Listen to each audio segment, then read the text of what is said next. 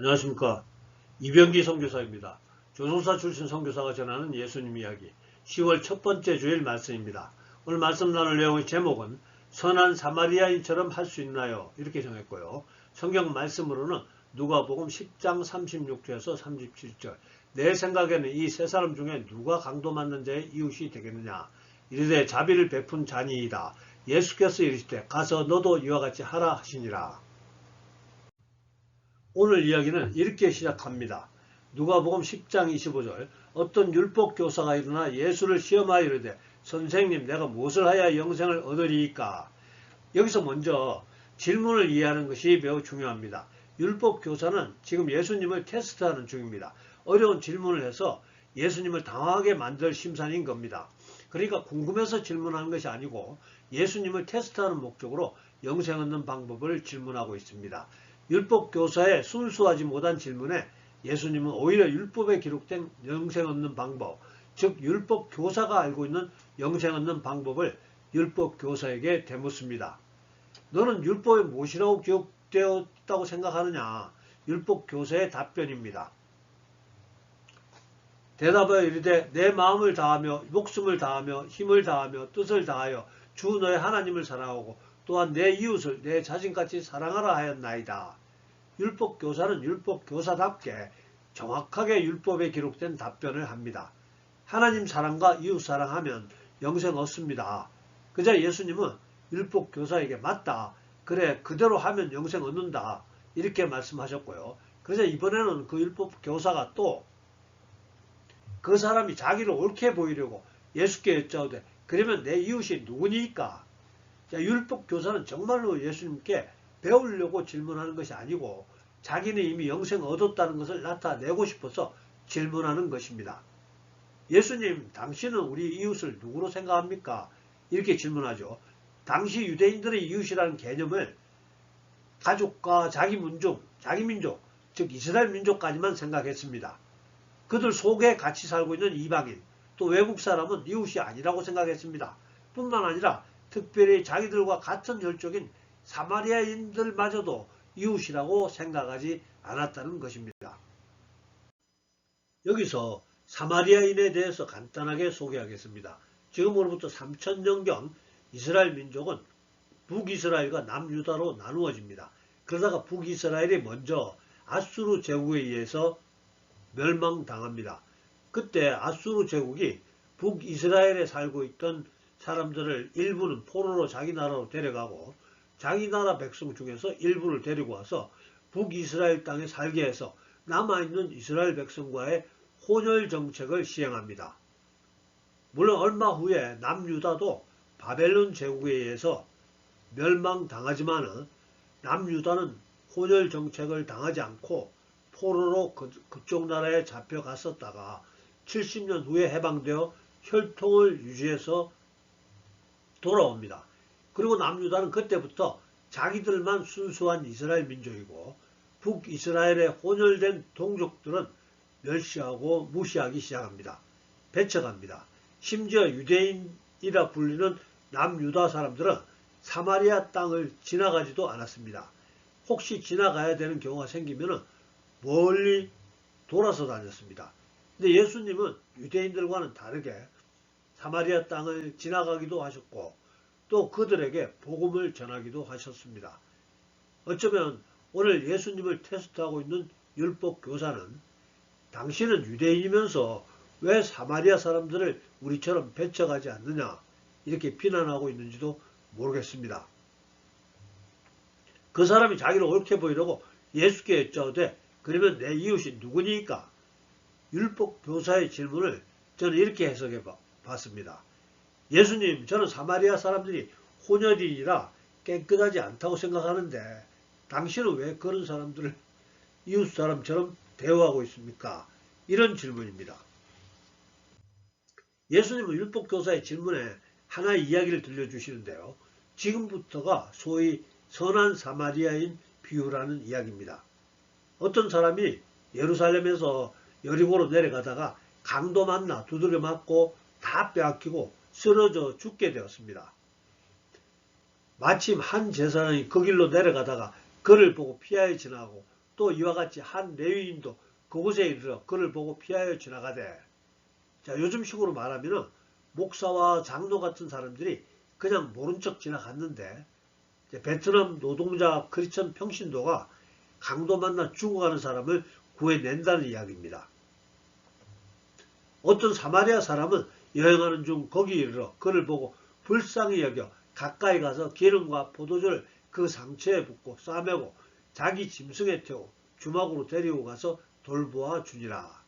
율법 교사가 멸시하는 바로 그 사마리아 사람이 강도 만나 죽어가는 사람을 응급처치하고 말에 태워 주막으로 데려가 돌보고 뿐만 아니라 그 다음날 주막 주인에게 이틀치 일당 지금 돈으로 약 30만원 정도 주면서 그 사람을 잘 돌봐달라고 부탁하고 자기는 급한 일이 있어서 거기 다녀올 건데 치료비가 더 들면은 돌아올 때 자기가 갚을 거라고 약속합니다.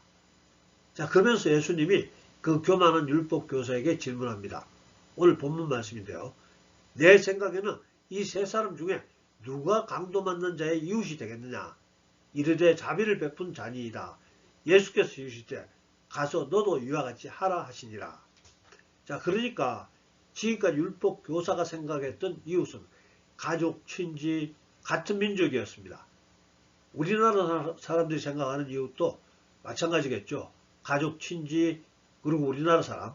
근데 오늘 예수님이 가르치시는 이웃은 도움이 필요한 자를 외면하지 않고 도움을 주었던 바로 그 사람이라는 뜻입니다. 즉 우리나라에 살고 있는 외국인 노동자일 수도 있고요. 우리나라에 출장 온 일본인 회사인일 수도 있다는 겁니다. 오늘 예수님이 가르치시는 말씀으로 보면은 우리 동네 사람, 목사와 장로라 할지라도 쓰러진 사람에게 도움 주지 않고 외면했다면 우리가 사랑해야 할 이웃에도 들지 않는다는 말씀입니다. 그리고 지금까지 성경 말씀대로 이웃을 잘 사랑하고 있다고 생각했던 율법 교사에게 자네도 이 사마리아 사람처럼 도움이 필요한 자를 외면하지 말고 도와주라 이렇게 명령하셨습니다. 즉 너도 이와 같이 하라 하시니라. 이 이야기는 정말 다양한 교훈들이 많이 존재합니다. 다양한 주제의 설교가 존재합니다. 첫 번째 주제입니다. 오늘 이야기의 시작이고 율법 교사가 예수님께 질문한 내용입니다. 어떤 율법 교사가 일어나 예수를 시험하여 이르되 선생님 내가 무엇을 하여야 영생을 얻으리이까?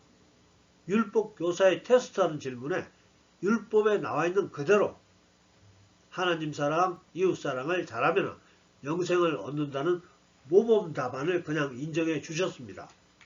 그러나 그것은 실제로는 우리가 실천할 수 없는 그냥 모범 답안일 뿐입니다. 우리는 하나님 사랑과 이웃 사랑을 영생을 얻을 만큼 제대로 할 능력은 전혀 없습니다. 한 번은 예수님께 이런 일이 있었습니다. 마태복음 19장 16절 어떤 사람이 주께 와서 이르되 선생님이여 내가 무슨 선한 일을 하여야 영생을 얻으리이까? 자, 이때도 예수님은 모범 답안을 가르쳐 주셨습니다. 내가 영생을 얻으려면 계명들을 지켜라. 그러자 그 사람은 자기는 계명을 다 지킨다고 자신 있게 말합니다. 그때 예수께서 이르시되 내가 온전하고자 할진대 가서 내 소유를 팔아 가난한 자들에게 주라. 그리하면 하늘에서 보화가 내게 있으리라. 그리고 와서 나를 따르라 하시니 그 청년이 재물이 많으므로 이 말씀을 듣고 근심하여 가니라. 이때까지 신약 성경은 아직 없었으니까 613가지의 구약 계명이 있었습니다. 그리고 613가지의 그 계명을 지키고 거기다가 소유를 다 팔아 가난한 자들에게 줘야만 영생을 얻는다면 도대체 누가 영생을 얻을 수 있겠습니까? 그 청년이 절망하고 되돌아가 버리고 옆에서 듣고 있는 예수님의 제자들도 황당해 했습니다. 그때 예수께서 그들을 보시며 이르시되 사람으로는 할 수 없으나 하나님으로서는 다 하실 수 있느니라. 그러니까 우리의 어떤 선행으로도 영생을 얻을 수 없고 오직 하나님의 은혜로 영생을 얻는다는 말씀입니다. 그러니까 자기의 선행으로 구원을 얻겠다고 생각하는 사람들은 예수님으로부터 구원의 원리조차도 들어볼 기회가 없었습니다. 다른 쉬운 말로 하면은 자신이 착하다고 생각하는 사람은 결코 복음을 이해할 수 없습니다. 복음을 소개하는 성경 말씀이죠. 하나님이 세상을 이처럼 사랑하사 독생자를 주셨으니 이는 그를 믿는 자마다 멸망하지 않고 영생을 얻게 하려 하심이라. 내가 만일 내 입으로 예수를 주로 시인하며 또 하나님께서 그를 죽은 자 가운데서 살리신 것을 내 마음에 믿으면 구원을 받으리라.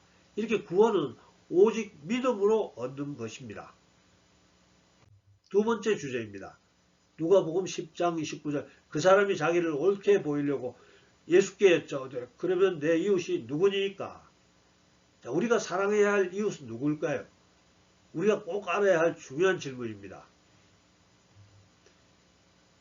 예수님 말씀이죠. 내 생각에는 이 세 사람 중에 누가 강도 맞는 제 이웃이 되겠느냐?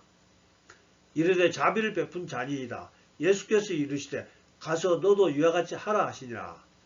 자, 오늘 이 이야기를 통해서는 즉 문맥상으로는 우리가 다른 사람의 도움이 필요할 때, 즉 우리가 강도 만나 쓰러져 있을 때 우리에게 자비를 베푼 자가 우리 이웃이라고 예수님은 가르쳐 주십니다.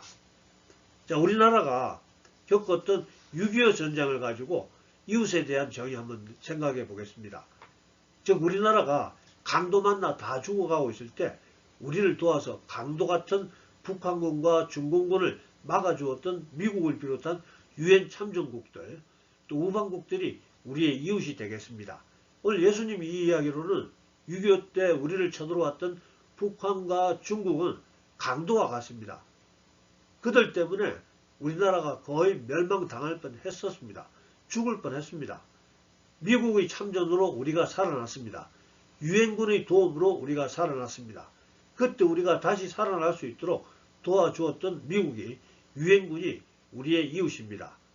이것 하나만이라도 좀 분명히 했으면 좋겠습니다. 예수님 믿는 사람들이 좀 의리가 있어야죠. 예수님 믿는 사람들은 우리나라 살려준 미국을 좀 사랑합시다. 우리나라를 살려준 미국보다 우리를 죽이려고 했던 강도 같은 북한과 중국을 더 사랑하는 분들 때문에 이 이야기 드리는 겁니다. 세 번째 주제입니다. 너도 이와 같이 하라 하시니라. 예수님이 자기 스스로가 율법을 잘 따른다고 자부하는 그 율법 교사에게 하시는 말씀입니다. 즉 강도 만나 쓰러져 죽여가는 사람 만나게 되면 오늘 이야기에 등장하는 사람들처럼 즉 모른 채 지나갔던 목사와 장로 같은 사람들처럼 그냥 지나치지 말고 사마리아 사람처럼 응급처치해주고 병원 데려가고 병원비 충분히 미리 넉넉하게 주고 비용 더 들면 자기가 더 주겠다고 약속해주고 벌 보러 가라는 겁니다. 그런데 보통 사람들은 선한 사마리아인처럼 따라하기 힘들죠. 예수님은 이처럼 우리가 따라하기 어려운 이야기를 한 번 더 하신 적이 있습니다. 613개의 구약 계명을 잘 지킨다는 부자 청년에게 하셨던 말씀입니다. 내 소유를 팔아 가난한 자들에게 주라. 그리하면 하늘에서 보화가 내게 있으리라. 자, 제 생각에는 대부분의 보통 사람들은 오늘 우리의 주인공 사마리아 사람처럼 행동하기도 어렵고 또 우리 소유를 팔아서 가난한 사람들에게 주기도 어렵습니다. 근데 가끔씩 그렇게 선행을 하는 사람들이 실제로 있습니다. 쉰들러 리스트라고 영화 보셨는지 모르겠네요. 2차 세계대전 당시 실화를 각색한 영화인데요. 오스카 쉰들러는 나치 다운으로 독일인 사업가였습니다. 유대인이 운영하던 공장을 얻게 된 쉰들러는 유대인의 노동력을 이용해서 돈을 벌었고 뼛속부터 속물적이고 기회주의자였습니다. 그러던 쉰들러가 유대인 노동자들이 나치에 끌려가는 일이 발생합니다. 쉰들러는 끌려간 그들이 전쟁 준비에 필요한 근로자라고 나치를 속여서 노동자들을 살려냅니다. 점차 많은 유대인들이 유대인이라는 이유로 죽어나가는 상황을 목격하게 되죠. 쉰들러는 유대인 수용소를 관리하는 젊은 장교를 잘 대접하고 뇌물까지 주면서 잡혀 죽어가는 유대인들의 생명을 구하게 됩니다. 뿐만 아니라 쉰들러는 공장에 꼭 필요한 노동력이라는 핑계로 유대인을 돈 주고 사기 위해서 유대인 노동자와 그 가족들까지 1100명의 명단을 작성해서 제출합니다. 그리고 그 신들의 공장에서는 1100명의 유대인들이 전쟁 끝나기까지 생명을 지킬 수가 있었습니다. 전쟁이 끝나는 마지막 7개월간 신들러는 근로자들의 생계유지와 독일 관리 매수를 위해서 자기의 모든 돈을 지출했습니다. 마침내 신들러는 파산 직전까지 갔고 드디어 독일은 항복했고 전쟁은 끝났습니다. 신들러로 인해서 목숨을 구한 근로자들이 자기들이 금이빨을 빼서 녹여서 반지를 만들어 선물합니다. 신들러는 반지 보고 한 명이라도 더 구했어야 했었는데 하며 안타까운 눈물을 흘립니다. I could have got more. I could have got more. 저는 더 많은 사람이 나오게 했어야 했습니다. 더 많은 사람이 나오게 했어야 했었습니다. 속물적이고 기회주의자였던 한 사람이 선한 사마리아인으로 변해갔던 이야기입니다. 그런데 우리나라에도 이런 선한 사마리아인 이야기가 있습니다. 1985년 11월 14일 전재영 선장이 이끄는 광명 87호는 1년 동안 조업 마치고 우리나라로 돌아오고 있었는데요. 그날 오후 5시쯤 남중국해를 지날 때 전 선장은 SOS를 치는 조그만 난파선을 발견합니다. 그들은 공산 베트남을 탈출한 베트남 보트피플이었고요. 바다 한가운데서 표류하는 국제미아 보트피플을 만난 선장은 관여하지 말라는 회사 지침 그리고 양심 사이에서 깊은 고민에 빠진 채 난파선은 멀어져 갔습니다. 한편 떠나가는 배를 보고 모든 것을 체념하고 죽음을 받아들이고 있었던 보트피플이었는데요. 바로 그때 선장은 그들을 구하려고 뱃머리를 돌리게 됩니다. 부서질 듯한 작은 보트 안에는 사흘을 굶은 채 엉겨 붙어있던 96명의 베트남 난민들이 있었고요. 선장은 96명의 구조 소식을 회사에 알리고 부산항까지 열흘을 같이 버티기로 합니다. 여성과 아이들에게는 선원들이 침실을 내주고 노인과 환자는 선장실로 데려와서 치료하고 보살폈습니다. 한국선은 25명의 열흘치 식량 그리고 생수는 96명의 베트남인들과 함께 나누어 먹었습니다. 드디어 부산항에 도착한 이들은 난민 수용소에서 18개월을 보내고요. 그 보트피플 난민 대표였던 피터 누에는 전 선장에게 고마운 마음을 가진 채 미국으로 건너가서 간호사가 되어서 안정된 생활을 하게 되었습니다. 그리고 평생 은인인 전 선장을 17년 동안 수소문한 끝에 드디어 찾게 되어 편지를 보냅니다. 피터 누에는 전 선장의 첫 답장을 받고 그는 눈물을 흘리는데요. 편지에는 뜻밖의 내용이 담겨 있었습니다. 난민을 태운 그 배가 부산항에 도착하자마자 전 선장은 회사로부터 해고 통지를 받았고요. 난민 구출을 이유로 중앙정보부의 신문과 조사를 받았고 풀려난 이후에는 불러주는 곳이 없어서 고향인 통영으로 내려가서 멍게 양식장을 하면서 생계를 유지하고 있었답니다.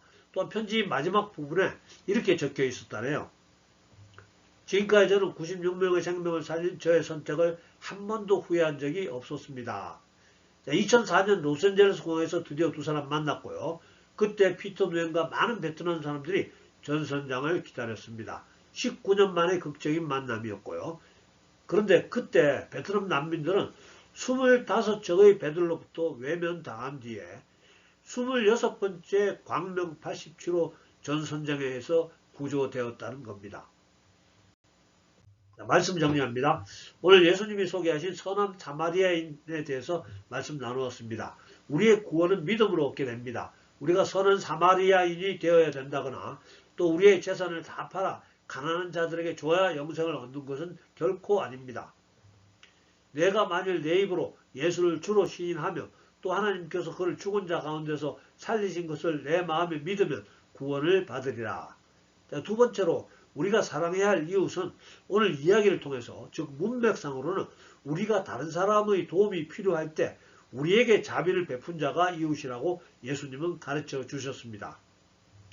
내 생각에는 이 세 사람 중에 누가 강도 만난 자의 이웃이 되겠느냐? 이르되 자비를 베푼 자니이다. 예수께서 이르시되 가서 너도 이와 같이 하라 하시니라. 그러니까 율법 교사가 생각해 오던 것처럼 가족, 친지, 민족의 개념이 아닌 도움이 필요한 사람끼리가 우리가 사랑해야 할 이웃이라는 말씀입니다.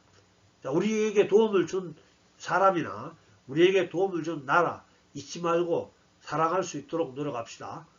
의리 있는 크리스찬 됩시다. 저는 뭐 복잡한 이론을 소개하는 게 아니고 그냥 초등학생도 이해할 수 있는 방식으로 성경 해석하고 있습니다. 복잡한 거 좋아하시는 분은 저를 좀 이해해 주시기 바라고요. 세 번째로는 너도 선한 사마리아인처럼 하라는 이 말씀을 과연 실천할 수 있는가라는 질문입니다. 드물지만은 그렇게 행동하는 사람이 실제로 있었습니다. 제가 신들러라는 사람, 그리고 우리나라 전재영 선장 두 사람만 소개했지만 세상에는 수도 없이 많은 선한 사마리아인들이 있을 것입니다. 다른 사람을 돕기 위해서 자기를 희생할 줄 아는 분이 선한 사마리아인이며 진정한 크리스찬입니다. 다른 사람들을 천국으로 인도하기 위해서 지금도 수많은 하나님의 사람들이 자신을 희생하며 아프리카로 동남아로 열악한 환경 속으로 들어갑니다. 지난 100년 전에는 서양의 수많은 선한 사마리아인들이 우리 조선의 죽어가는 영혼들을 살리기 위해서 자신을 희생하며 이 땅에 와서 복음 전하다가 애쓰다가 죽어갔습니다. 그들이 선한 사마리아인이 될 수 있었다면 왜 우리는 될 수 없겠습니까? 우리도 할 수 있습니다. 사랑하는 성도 여러분, 이 땅은 우리가 잠시 지나가는 곳입니다. 잠시 지나가는 이 길에서 조금 일찍 천국 간다고 아쉬워할 거 없습니다. 잠시 지나가는 이 길에서 조금 불편하다고 너무 안타까워할 거 없습니다. 우리가 선한 사마리아인 흉내 내느라고 손해본 것이 있다면, 희생한 거 있다면 하나님이 하늘에서 다 내려다보시고 반드시 상 주실 줄, 갚아주실 줄 믿습니다.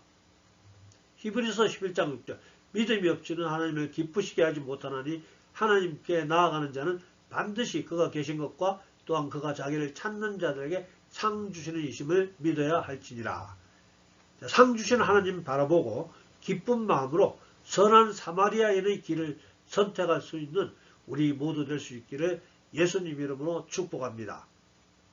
기도하겠습니다.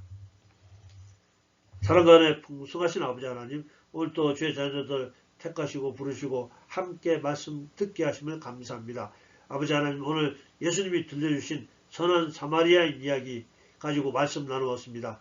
우리는 스스로 우리 도움이 필요한 사람들 모두를 도울 능력은 없습니다. 그러나 아버지 하나님, 오늘 이야기 들었던 신들러 또 전재영 선장같이 또 선한 사마리아인처럼 우리의 살아가는 인생 여정에서 우연히 만나게 되는 강도 맞는 자들 모른 척하지 말고 조금이라도 도와줄 수 있는 넉넉한 마음, 너그러운 마음 갖게 하여 주시옵소서.